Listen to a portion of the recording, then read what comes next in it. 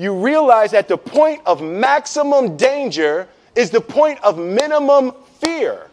It's bliss. It's bliss. And God placed the best things in life on the other side of terror. On the other side of your maximum fear are all of the best things in life. How much does fear play into preventing us from grasping perspective, though? Oh no, fear is everything. Yeah, like if there was one concept that I would suggest to people to take a daily confrontation with, is fear. The problem with fear is that it lies, right?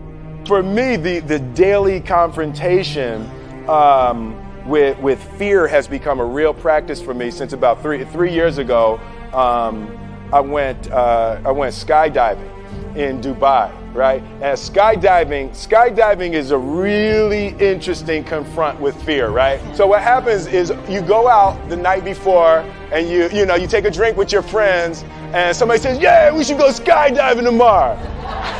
And you go, yeah, we'll go skydiving tomorrow. Yeah, yeah. And you go, yeah. And everybody goes, yeah, right? And you go home by yourself, you're like, right? You're like, well, I mean, they was drunk too, right? So maybe they not, maybe, I mean, we don't have to go. We don't have to do it. So then that night you're laying in your bed and you just keep,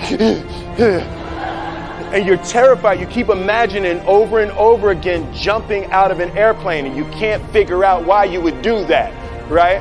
And you're laying there and you have the worst night's sleep of your life, but you still have the hope that your friends were drunk, right?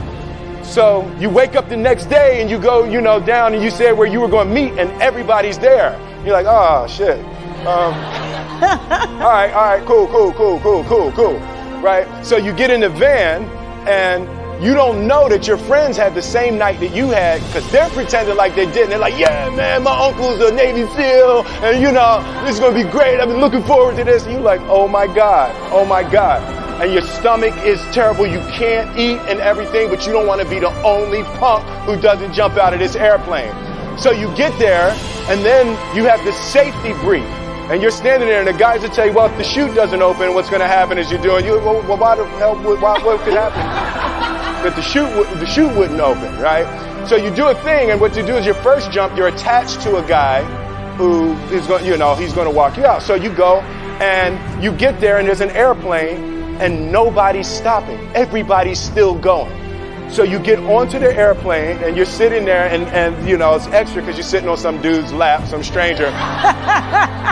He's sitting on his lap. And it's like, you're trying to make small talk. Yeah, man. So you be jumping with people all the time, huh? Right?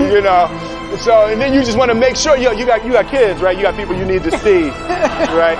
You just want to make sure he's serious, right? So you get in there, so everything's normal. So you fly and you go up to 14,000 feet, and you notice there's a light. It's red and it's yellow and green, right? So right now the light's red. So then you start thinking at some point the light's going to go green, but you don't know what's going to happen, right? And you wait and it goes yellow and the light goes green and somebody opens the door, and in that moment you realize you've never been in a freaking airplane with the door open. Right? Terror. Oh, sorry, I'm spitting. Oh, sorry. No, terror. Right?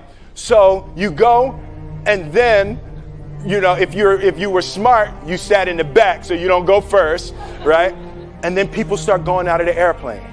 And you go, and the guy walks you up to the end of the thing, and you're standing and your toes are on the edge and you're looking out down to death. And they say on 3, and they say 1, 2, and he pushes you on 2 because people grab on 3, right?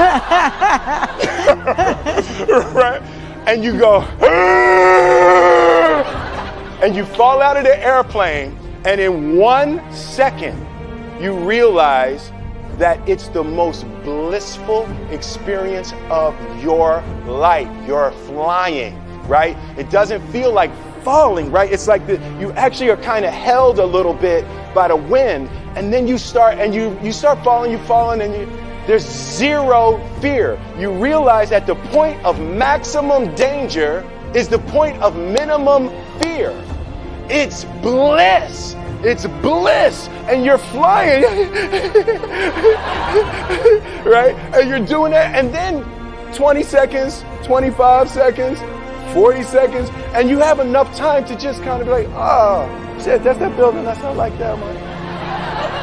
Oh, you can see the ocean. Right? You start doing all of that, and the lesson for me was, why were you scared in your bed the night before? What do you need that fear for? Just don't go. Why are you scared in your bed 16 hours before you jump? Why are you scared in the car? Why could you not enjoy breakfast?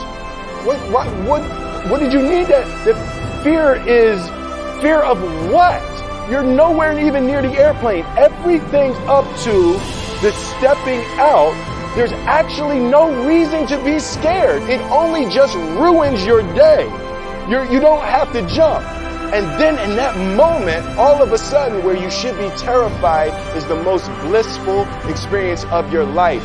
And God placed the best things in life on the other side of terror. On the other side of your maximum fear are all of the best things in life. You know.